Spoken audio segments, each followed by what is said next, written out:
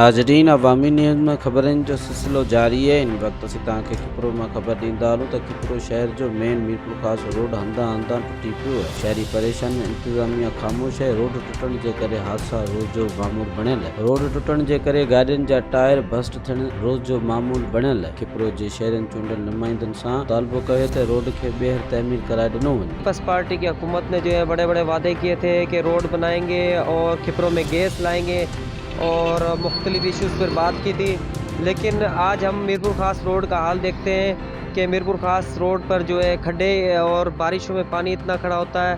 और यहाँ की स्ट्रीट लाइट जो लगाई है हमारी, यहाँ पर जो है इनके जो बजट आता है ना ही उस पर तवज्जो दी जाती है, उनकी भी जो है मरम्मत नहीं की जाती। ये असांजो चवण इहो आहे त जेको बि माण्हू अचे थो माण्हू परेशान थियनि था। जेको बि अचे थो जाम जंप अचे थो, बारिशनि में बि तंगी थिए थी, हींअर बि वॾी तकलीफ़ थिए थी, अचण वञण वारे खे जाम परेशानी थिए थी।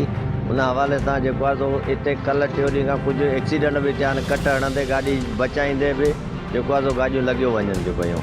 सो इन जे लाइ असां इंतिज़ामिया खे चवंदासीं बराए महिरबानी इन खे रोड खे सुठे नमूने सां ठाहिरायो वञे। जेको ॻाल्हि सही कई आहे ऐं जेको रोड बिल्कुलु जेको ई टुटण जो असुलु मक़सदु आहे, जेको पासे में जेको पाणी अचे थो या उते पाणी जो जेको ॿियनि कॉलोनियुनि मां पाणी अची रोड ते बीहे थो, उनजे करे टुटे थो ऐं उन्हनि नालियुनि जी सफ़ाई कोन थी थिए।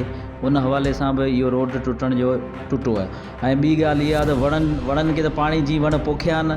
इन में हिकिड़ो ॿ दफ़ा असां बि पंहिंजे हिसाब सां जेको असां बि वण लॻाया हुआ, बहरहाल पाणी ॾियण लाइ टाउन या उन जेको बि अमलो को ऑफिसर बिल्कुलु जेको आहे को गवारा नथो करे, न को अचे थो ऐं वण उहे जेके सुकी विया आहिनि ऐं उनखां सवाइ माल बाल जेको अचे थो उन जो को अहिड़ो रोक टोक कोन्हे।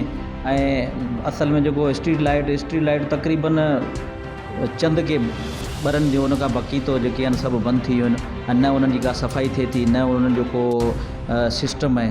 भई इंतिज़ामिया जी नाअहली आहे। असां इहो इंतिज़ामिया जी नाअहली सम्झंदासीं त हीअ जेको आहे तमामु जेको इन ते एक्शन खयो वञे ऐं इन ते जेको आहे इन खे सही जेको अमल ते इंतकाम कयो वञे त सही है। मज़ीद खबरों और तफसीलात के लिए विजिट करें हमारी वेबसाइट www.awamiNewsHD.com।